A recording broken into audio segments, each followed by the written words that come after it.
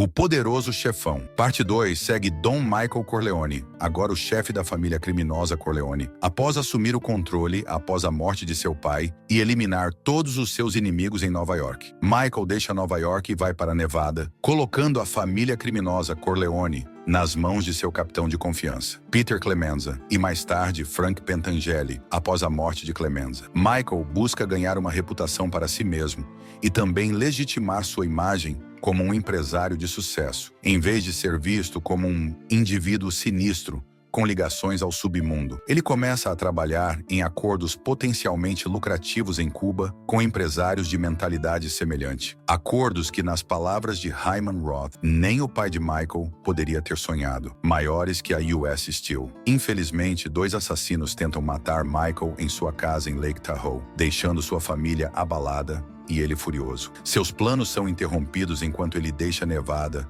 e começa a descobrir quem tentou matá-lo e vingar-se. Michael deixa o advogado da família, Tom Hagen, no comando dos negócios em sua ausência, literalmente dizendo: "Você vai ser o Don", em parte porque Tom é o único homem até este ponto da história em quem Michael pode confiar, dado que Michael manteve Tom fora dos negócios íntimos da família Corleone, não permitindo que ele estivesse em uma posição para traí-lo. Os nomes dos guarda-costas de confiança de Michael são mencionados por Tom, Rocco Lampone e Al Neri, mas Michael os descarta como mercenários, dizendo que trabalham por dinheiro e, portanto, são suscetíveis a traí-lo. Este é um dos pontos mais baixos de Michael em toda a saga, um momento em que ele tem muito poucas pessoas em quem pode confiar. Até sua esposa e irmão acabam traindo-o enquanto ele caça evidências contra seus possíveis assassinos em Havana. Quando Michael conversa com Hyman Roth, quando encontra Frank Pentangeli em Nova York, ele está acompanhado por este homem, Amerigo Buceta. Pouco se sabe sobre Buceta.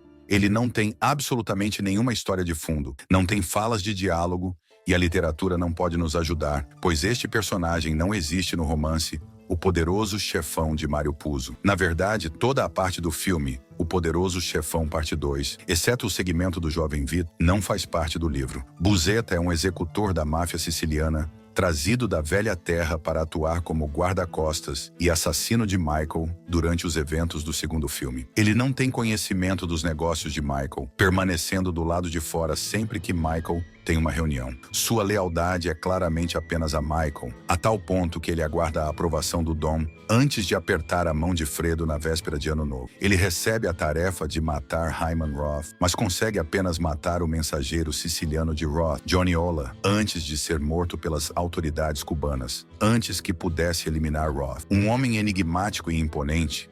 Embora não possua uma história de fundo, podemos juntar pedaços de informações para aprender mais sobre ele. Primeiro de tudo, por que exatamente Michael está andando com este homem que apareceu do nada, em vez de Rocco ou Al Neri? Bem, como mencionado anteriormente, Michael não pode confiar nem em seus próprios homens, já que alguém o traiu, permitindo que os 2 assassinos entrassem no complexo de Lake Tahoe. Portanto, o altamente paranoico Michael não vai querer andar com homens em quem não pode confiar. Em vez disso, ele trouxe Buceta da Sicília, um personagem que claramente é um músculo para ser usado quando todas as outras opções foram esgotadas. Talvez Michael tenha chamado um favor, ou talvez tenha Buceta sob contrato. Michael também está viajando em sigilo, como ele diz a Pentangeli. "Eu não queria que você soubesse que eu estava vindo." Isso não teria funcionado se ele tivesse trazido Rocco ou Neri com ele, pois a dupla teria mais homens trabalhando sob eles. E a notícia de que Michael estava em movimento e para onde ele estava indo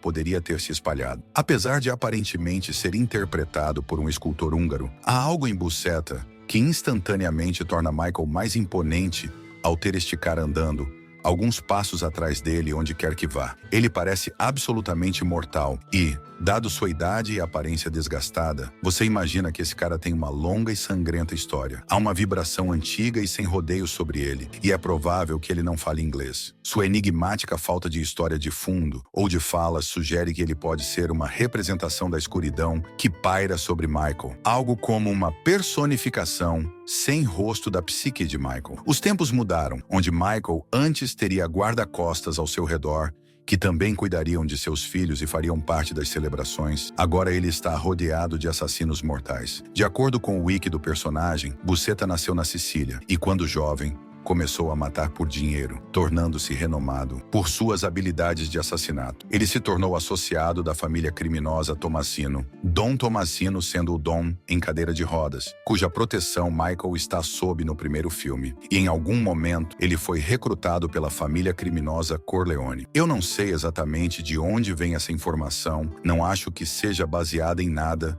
a menos que seja de um videogame ou algo assim. Embora ele seja apenas um personagem secundário, Buscetta como conceito, mais do que como personagem, é na verdade bastante interessante, porque ele é basicamente o que é referido como um zip. Fãs de The Sopranos estarão familiarizados com esse termo, já que o personagem Fúrio é frequentemente referido como um zip, um termo depreciativo usado por italo-americanos em referência a novos imigrantes italianos e sicilianos, e especificamente mafiosos vindos da velha terra. Havia um nível de tensão entre os gangsters sicilianos importados e seus contrapartes italo-americanos, às vezes apenas por causa do preconceito geral e às vezes por uma dificuldade genuína em entender o dialeto dos sicilianos. Os zips eram trazidos da velha terra para reforçar as fileiras da máfia. Em The Sopranos, há uma diferença clara entre os mafiosos de Jersey e Fúrio, sendo este último implacável, eficiente e sem rodeios. De forma semelhante, os zips da vida real viviam por códigos mais antigos e brutais e não tinham aversão a realizar ações que seriam consideradas baixas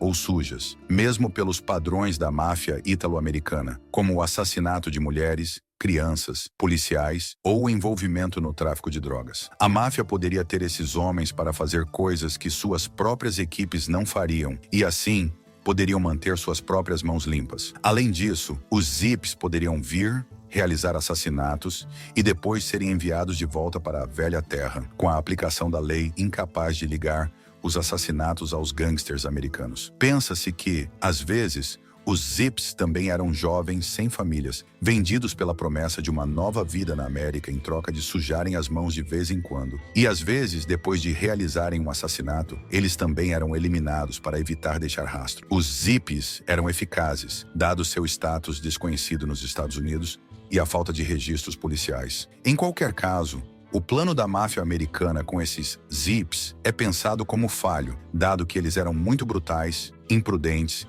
e atraíam muita atenção para a máfia. Eles também eram insulares no sentido de que, como Buscetta, só tinham lealdade para com os escalões mais altos da máfia, causando fricção e animosidade entre os caras de nível inferior. Pensa-se que eles eram muito públicos, com muitos de seus assassinatos para o gosto da máfia, e são considerados os responsáveis pela popularização das explosões de carros que colocavam em risco inocentes. Portanto, é interessante que, através de um personagem relativamente menor, o filme nos mostre um fenômeno da máfia que estava começando a se tornar cada vez mais aparente. Assassinos e executores importados da velha terra. Então, o que você acha de Buscetta? Deixe-me saber nos comentários abaixo. Inscreva-se no canal e obrigado por assistir.